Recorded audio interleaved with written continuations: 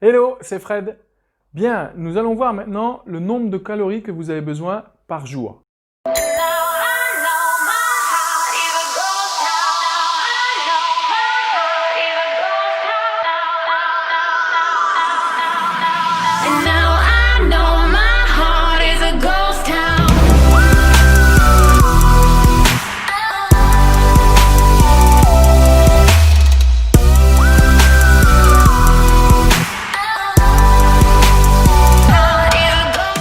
N'hésitez pas à télécharger via le lien ci-dessous les 10 conseils pour être en pleine forme et retrouver le plaisir de bouger.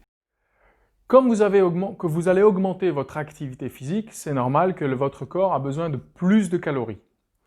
Pour ça, il y a une grille qui va vous expliquer et une formule comment calculer ce nombre de calories. Alors, prenons mon exemple. Par exemple, moi, je fais 6 sessions, 6 entraînements par semaine. J'ai 2 entraînements de musculation, un entraînement d'1 heure de pilates, et puis 3 séances cardio. Voilà, 2 en vélo chez moi, et une séance de circuit training le week-end avec Sylvia. D'accord? Donc, en tout, ça fait voilà, 6 sessions, 6 séances d'entraînement. Mais à côté de ça, je donne aussi des cours, ce qui veut dire que sur la grille que vous allez voir dans le document, je suis sur un niveau très actif. Ces niveaux qui vont de non actif à extrêmement actif sont représentés par une valeur. Par exemple, pour ce niveau qui est le mien très actif, ça équivaut à 1,8 la valeur. Alors, comment calculer dès lors par rapport à mon taux d'activité le nombre de calories que j'ai besoin de manière journalière? On va d'abord calculer, alors attention, la formule est différente qu'on soit un homme ou une femme. Pour les hommes, on va faire 10 fois le poids, moi je fais 78 kg, ça fait 780, plus 6,25 fois la taille en centimètres. Donc je fais 180 cm, ça veut dire 1125, moins 5 fois l'âge, donc pour moi 220, plus 5. Donc 780 plus 1125 moins 220 plus 5, ça me donne un total de 1690 qui représente au nombre de calories minimum à ingérer sur une journée. Ça, c'est le nombre de calories minimum. Quand on a cette valeur-là, on va justement la multiplier par la valeur d'activité. Donc pour moi, pour rappel, c'était 1,8. Donc ça équivaut à une somme de 3042 calories par jour. C'est ce que j'ai besoin par rapport à mon niveau d'activité. D'accord?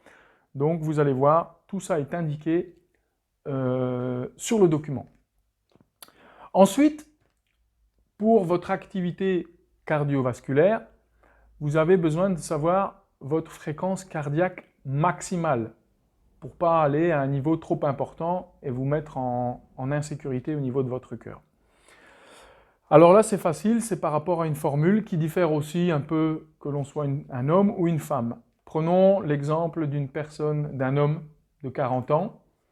Dans ce cas-là, pour calculer sa fréquence cardiaque maximale, nous allons faire 220 moins l'âge, donc 220 moins 40, on obtient 180. Ça, c'est sa fréquence cardiaque maximale, théorique. C'est-à-dire que pendant qu'on fait un effort, vaut mieux pas dépasser trop longtemps cette valeur. Parfois, on peut s'y approcher, mais voilà, attention.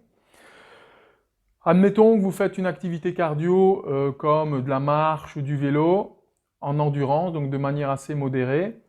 On va partir sur un entraînement où sa fréquence cardiaque va varier entre 65 et 70% de cette fréquence cardiaque maximale.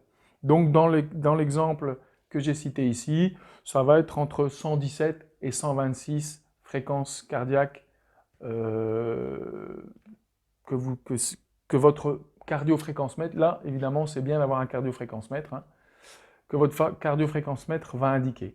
Donc ni plus ni moins, et là vous êtes dans une zone de travail d'endurance sécuritaire. Voilà donc pour les données au niveau du nombre de calories à ingérer selon votre niveau d'activité et au niveau de la fréquence cardiaque sur un effort cardio. À bientôt.